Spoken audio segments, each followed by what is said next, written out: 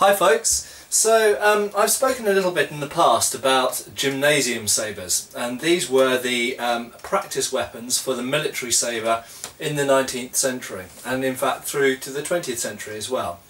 And these really have not received a lot of attention in general in books or in documentaries or videos like this very much, but they are a very important thing because they were the practice weapon for the military saber. And the first thing I want to say is they are very different to a modern sport fencing or Olympic fencing saber. A modern Olympic fencing saber only weighs usually about 400 grams. They can weigh up to 500 grams, but most of them are 400 grams or sometimes even a little bit less. Whereas these things are beasts in comparison. They're normally about 800 grams or even higher. There were some Italian examples and I believe some Hungarian ones as well that were particularly light for their time, but when we're talking about light for their time we're talking about maybe 600 grams, so it's still 50% heavier than a normal modern sport fencing saber. And of course the modern sport fencing saber is designed purely as a sporting implement. It doesn't really simulate a real saber to any real extent. It doesn't move in the same way, it's not balanced in the same place, and it's very, very light in the blade. A modern sport fencing saber, most of those 400 grams are actually down in the hilt, and it has an incredibly light blade, so it doesn't really simulate a cutting sword at all.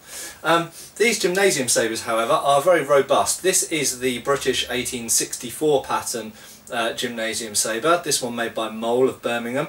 Probably in the 1870s, thereabouts, and as you can see this one has quite a wide blade, it's very slightly curved, it weighs 2 pounds or about 850 grams, and the point of balance is just like with a real saber, it's about 5 inches from the hand. If I just put this down for a second, this is an example of the sword that it's meant to be the practice weapon of, a simulator of. You'll notice obviously the blade on this is slightly wider because of course it's sharp, whereas that one is blunt. But the proportions are more or less the same. It has a 32.5 or 33 inch blade, a hilt about that big, about the same size as the practice one, and the balance point is about the same. Okay, and in fact the weight is the same as well. The standard weight of the infantry officer's sabre, this one is for the rifle regiment, is 2 pounds or about 850 grams approximately. So same weight, same point of balance. Now, in the 1890s, British swords went through a bit of a transition. In 1892 a new thrusting blade came along, and in 1895 and then revised in 97 new hilts came along to marry to that thrusting blade. If I just grab one of those. So here we have a sword where the blade was actually made in 1893 or thereabouts, and the new hilt was added in 1897. This is the 1897 hilt, and you'll notice that it's straight blade. It's tapering straight to a point, it's very, very rigid, much more rigid than the cut and thrust sabre that I showed a second ago. So it's much better for thrusting, but very poor for cutting. It's very narrow where you would want to cut with, and it just doesn't, it's not really shaped in the right way to produce good cuts. You could cut with it to some extent, and they were sharpened to about halfway down the front edge and partially down the back edge. So you could cut with them, but they wouldn't produce very good cuts. The earlier, wider, slightly curved sword produces better cuts. It's a better cutter. However, it's not as good at thrusting as this is. So this is really a dedicated thrusting sword. Now, when this sword came along, they decided they needed a new fencing system to go with it. Previously there had been a host of different fencing systems that were more or less similar for the curved cut and thrust sabre, by the likes of Angelo and Waite and Hutton and so on. But in 1895, when this new straight sword, thrusting sword, was complete with a new hilt and a new blade, they decided they needed a new fencing system, and they went to Italy. When I say they, it was actually Mr. Fox of the army actually went to an Italian fencing instructor by the surname of Masiello, Maestro Masiello, and he asked him to produce a new fencing manual, regulation fencing manual, for the infantry sword for the British Army, and that was the infantry sword exercise of 1895. To accompany that new method and the new sword, they wanted a new gymnasium sword, and so there was a very quick succession as they went through various different versions of an 1895, an 1899, a 1904 and a 1907 gymnasium saber, and they're all more or less similar. They've got a similar-ish hilt. They vary in construction slightly between wooden grip and metal grip, but the guard is more or less the same shape, and the blade is more or less the same shape and the same proportions and same kind of weight. And I'll just grab one of those. So what I actually have here is the 1907 gymnasium sword. I won't call it a saber because it's not curved. I know that the term saber has been used to straight swords in modern times, but I prefer to call, if it's straight I call it a sword, if it's curved I call it a saber.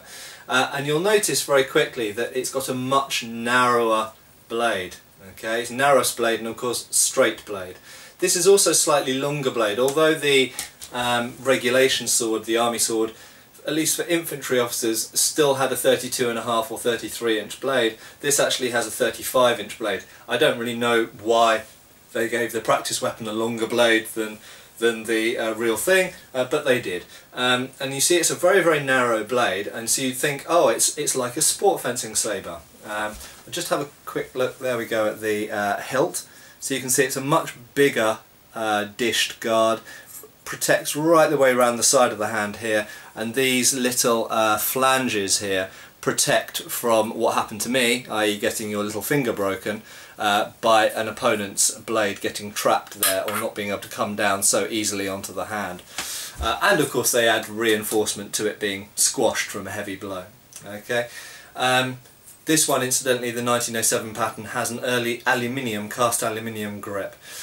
But the main point I want to make about this these series of swords, the 1895, 99, 1904 and 1907, which are all more or less similar gymnasium swords, is that they might look light, but they're not. So, believe it or not, this weighs exactly the same as the earlier gymnasium saber I showed, and in fact as the real military sword. This weighs £2 or approximately 850 grams, so it's consistent in weight, and actually the only real difference in handling is in the point of balance, and you'll notice the point of balance is much closer to the hilt, and this really is indicative of the fact that this sword was to be used in Masiello's style and predominantly with the point. His system for the British Army really focuses on the thrust, and although it has some cuts in there, the cuts are kind of added as an afterthought. They're not treated seriously. So it's really a thrusting sword, and it's really a rapier. It's really a short rapier. One other thing I want to mention about this gymnasium saber in particular is the reason that the weight is as much as the earlier one, which has the broader blade, heavier blade, is actually that the hilt is quite heavy. So if you look at the base of the blade here, there's actually an added weight. And the principle of that is very similar to a medieval or Renaissance federschwert or feder for longsword, where you'll notice that it has the flared ricasso. And this is one advantage of doing this, is it gives weight to the blade, so it feels like a normal weight blade in your hand and moves like a normal weight blade. But when it hits things, it hits with a light portion of the blade and therefore hits more softly and is more friendly to fencing practice. It doesn't hit with as much force as a real sword does that's got more mass in this portion of the blade. But it still feels like a normal blade because the weight is in front of your hand. And for those of you who remember the so-called Überschinei that we used to practice with a lead ring added on, it's exactly the same principle. It's adding a mass in front of your hand to fool your hand into feeling like it's a real sword with real mass in the blade without having to have added mass in the blade, and it's still a safe training, sparring implement. So there we go, that's the sort of later generation of gymnasium saber. If I just hold it up in comparison with the earlier one, you can see they're really quite different beasts. The earlier one is shorter, but has a much broader blade, and the weight is far more in the blade. So the point of balance with this one is about 5 inches from the hand. The point of balance with this one is only about 1.5 inches from the hand. And that corresponds approximately to the real swords that they simulate. And the last thing I want to say and reiterate is that despite the fact that superficially, probably on a video screen, this looks a bit like a modern fencing saber, it is utterly different in the hand. This weighs 2 pounds, this weighs twice as much as a modern fencing saber, so it's a much bigger object, and it really feels like a real sword. It doesn't feel like a modern fencing weapon. Okay, thank you.